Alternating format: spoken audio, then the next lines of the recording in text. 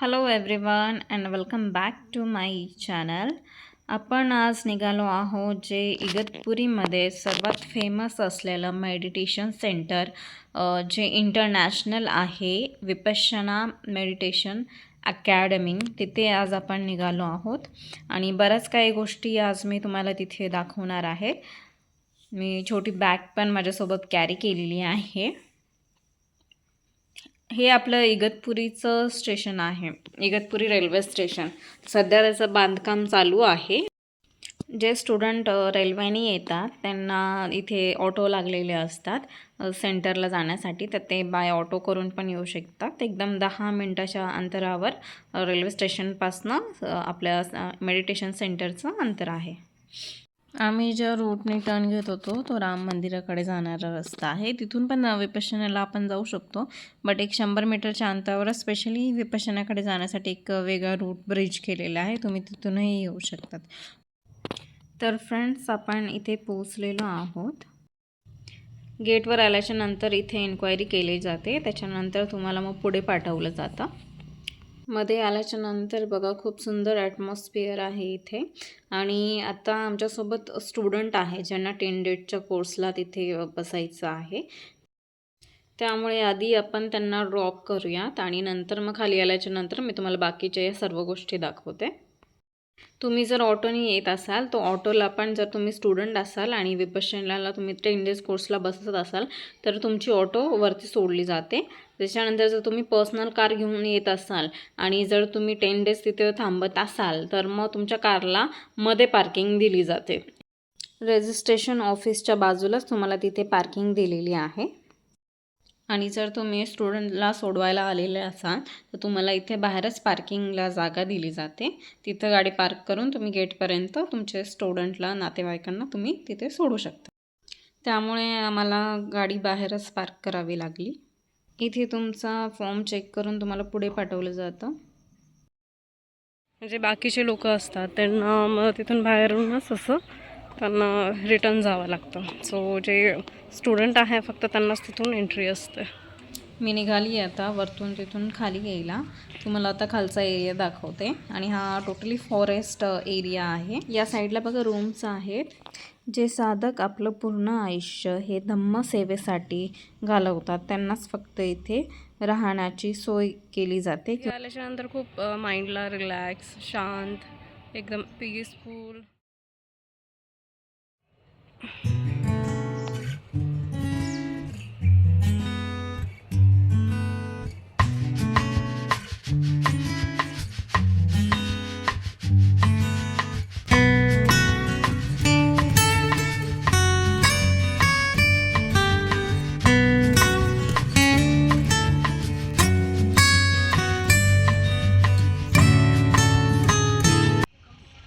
बुद्धा पार्कला जाण्याच्या आधी तुम्हाला इथे नोटीस बोर्ड दिसेल, तो व्यवस्थित वाचून त्यानंतर तुम्हाला बुद्धा पार्कमध्ये एंट्री करायची आहे. इथे भगवान गौतम बुद्धांच्या आयुष्यामध्ये जे काही घडलेले आहे सर्व स्टोरी फ्रेमच्या माध्यमातून इथे दाखवलेली आहे. सोबतच त्याच्या साईडला डिस्क्रिप्शन दिलेले आहे. 2nd नंबर बघा, इथे नालागिरी हत्तीचं नाव असतं आणि नालागिरीची स्टोरी आहे. एक प्रचंड हत्ती असतो जो फक्त लोकांचे शेतं, घरं उद्ध्वस्त करत असतो, लोकांना उचलून आपटत असतो. तर त्या नालगिरीला भगवान बुद्धांनी कशा पद्धतीने शांत केलं त्याचं पण इथे बघा डिस्क्रिप्शन दिलेलं आहे. इथे बोथ दिलेलं आहे, हिंदीमधून दिलेलं आहे, हिंदी आणि इंग्लिशमधनं. तर दोन्ही लँग्वेजमध्ये आपल्याला इथे दिलेलं असतं.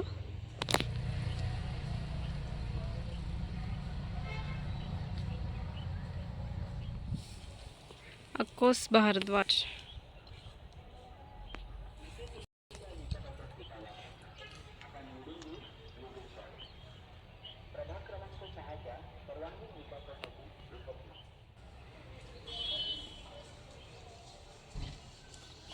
फुलं असतात पण ते फुलं आपल्याला तोडू देत नाही. फुलं तोडण्यास अलाउ नाही आहे आपल्याला. तुळशीचं पण झाड आहे, आंब्याचं पण झाड आहे. खूप मोठे मोठे झाडं आहेत इथे आणि सुंदर सुंदर प्लांट्स लावलेले आहेत. खूप वेगवेगळे. इथे पिंपळाचं झाड आहे आणि त्याच्याच बॅक साईडला मूर्ती दिलेली आहे.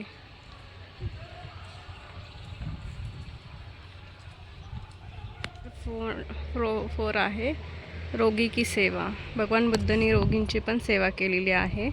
जे पहिल्याच्या काळामध्ये जे रोगांचं जवळ जात नव्हतं, त्यांना असं कुष्ठरोग वगैरे असे रोग होत होते, तर काही लोक जात नव्हते त्यांच्याजवळ, पण भगवान बुद्धांनी तिथे जाऊन रोगींची सेवा केलेली आहे. इथे बघा रोगी की सेवा. इथे पण म्हणजे प्रत्येक पेंटिंगच्या शेजारी तुम्हाला पेंटिंगचं काय महत्त्व आहे इथे तुम्हाला त्यांनी दिलेलं आहे, ते इथे तुम्ही रीड करू शकता.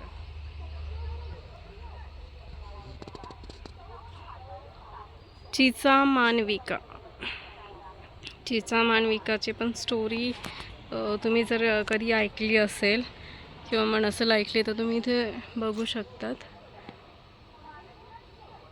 हा 1 वर्ष आधी ना जेव्हा मी कोर्सला आली होती, मला आठवतो आय थिंक 2013मध्ये, तर तिथे त्यावेळेस वरती जाऊ देते, म्हणजे ज्यांच्यासोबत जे कोर्सला जे स्टुडंट्स बसतात आणि त्यांच्यासोबत जे रिलेटिव्स वगैरे, तर त्यांनासुद्धा ते तिथे अलाव करत होते. पण आज आणि यावेळेस तर नाही, यावेळेस म्हणण्यापेक्षा आत्ता ते अलाउ नाही करत तिथे, कारण की जे स्टुडंट्स असतात फक्त मग त्यांना वरती एंट्री असते जाण्यासाठी. कलरची फुलं लावलेली आहेत तिथे.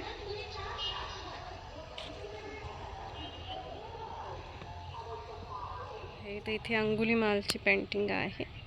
अंगुलीमालची स्टोरी खूप फेमस आहे आणि खूप त्याच्यामध्ये घेण्यासारखंही भरपूर काही आहे. तुम्ही इथे येऊन बघू शकतात. इथे 7 पेंटिंग दिलेली आहे, शाक्य आणि कोल्य. तर इथे बघा, इथे पण त्यांनी डिस्क्रिप्शन दिलेलं आहे. मी इथे व्हिडिओ काढते, बट माझा फोन सारखा हिटिंगची प्रॉब्लेम सांगतो आहे मला, तुमचा फोन सारखा तापतो आहे म्हणून. ॲप्रॉक्स 12च्या दरम्यान मी व्हिडिओ वगैरे शूट्स करते इथे.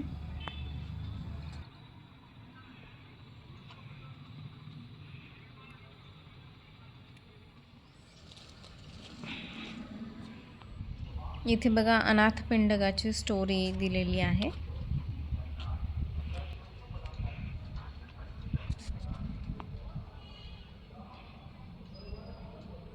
इथे बघा खूप सुंदर अशी पेंटिंग, आपल्याला ट्रान्सपरंट पेंटिंग बुद्धांची इथे दिलेली आहे त्यांनी. तुम्ही बघू शकतात खूप सुंदर असे पेंटिंग्स आहेत इथे. आणि इथे थोडंसं काम पण चालू आहे, पेंटिंगला साफसफाई करायचं काम चालू आहे. आणि मी सांगण्यापेक्षा तुम्ही प्रत्यक्ष येऊन इथे अनुभव स्वतः घ्या की तुम्हाला काय वाटतं, काय फील होतं. आणि जोपर्यंत तुम्ही इथे येणार नाही, तुम्हाला इथले ॲटमॉस्फिअर किंवा मग इथलं वातावरण समजणार नाही. इथे मुंबईवरनं काही स्टुडंट आलेले आहेत ज्यांना विपश्यना केंद्र बघायचे आहे. बसेस घेऊन आलेले आहेत ते. तम्माकडे जाण्याचा मार्ग.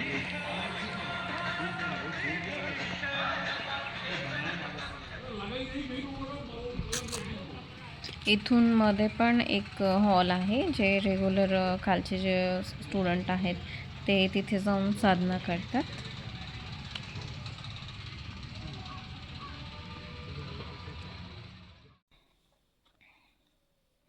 इथे बघा छान असं त्यांनी एक कंपाऊंड केलेलं आहे, छोटंसं पाणी साठवण्याची जागा, म्हणजे पावसाळ्यात पण इथे पाणी भरतं. आणि युजुअली आपल्याकडे व्हाईट लोटस असतात, पण इथे पिंक कलरचे कमळ आपल्याला इथे दिसतात. बघा छोटे छोटे खूप वेगवेगळ्या प्रकारचे फिश आहेत.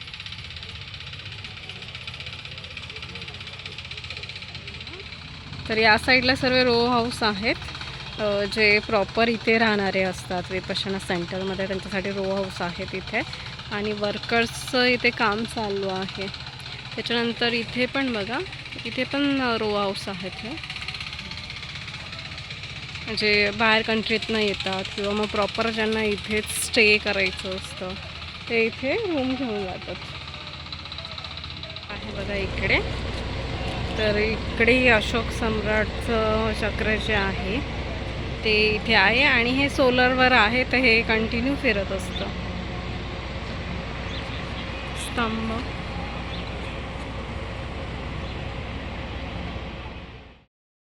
इथे बघा हॉल दिलेला आहे आणि तुम्हाला मध्ये जायचं असेल तर तुम्हाला इथे शूज बाहेरच काढावे लागतात. त्यांनी इथे सांगितलेलं आहे शूज बाहेरच काढा. चला तर मध्ये जाऊया, मध्ये दाखवते मी तुम्हाला काय आहे हॉलमध्ये.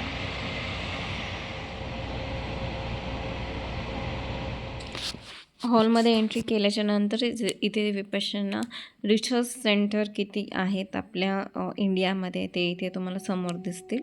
आणि त्याच्याच खाली बुक्स सर्व लावलेले आहेत, जेवढे धम्मगिरी रिलेटेड किंवा बुद्धां रिलेटेड जे स्टोरीज आहे किंवा काही बुक्स वगैरे आहेत ते सर्व खाली त्यांनी दिलेले आहेत. त्याचे CDs पण अवेलेबल आहे आपल्याकडे, तर तुम्ही तिथे CDs पण घेऊ शकतात, बुक्स पण बघू शकता. तुम्हाला परचेस करायचं असेल तिथे ऑप्शन दिलेलं आहे, भरपूर असे ऑप्शन दिलेले आहेत आपल्याकडे.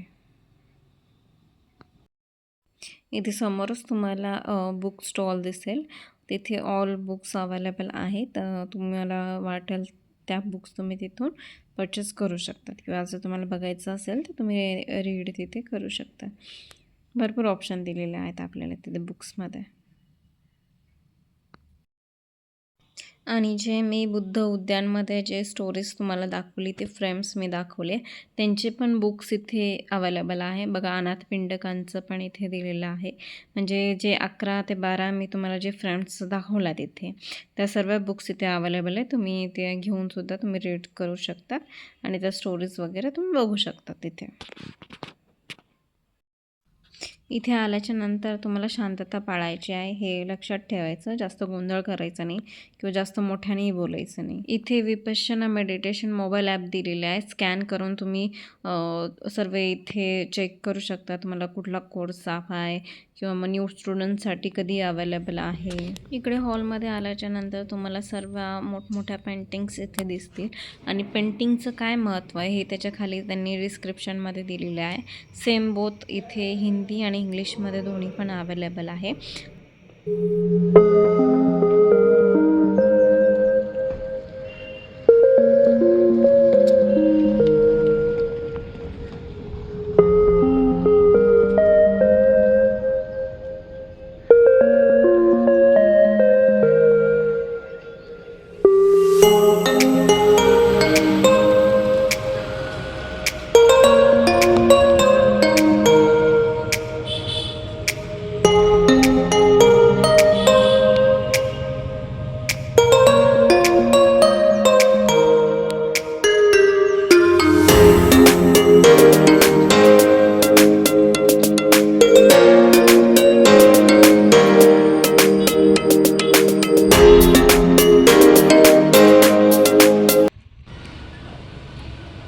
जेव्हा तिथे मध्ये गेली हॉलमध्ये तर तिथे ओळखीचेच होते.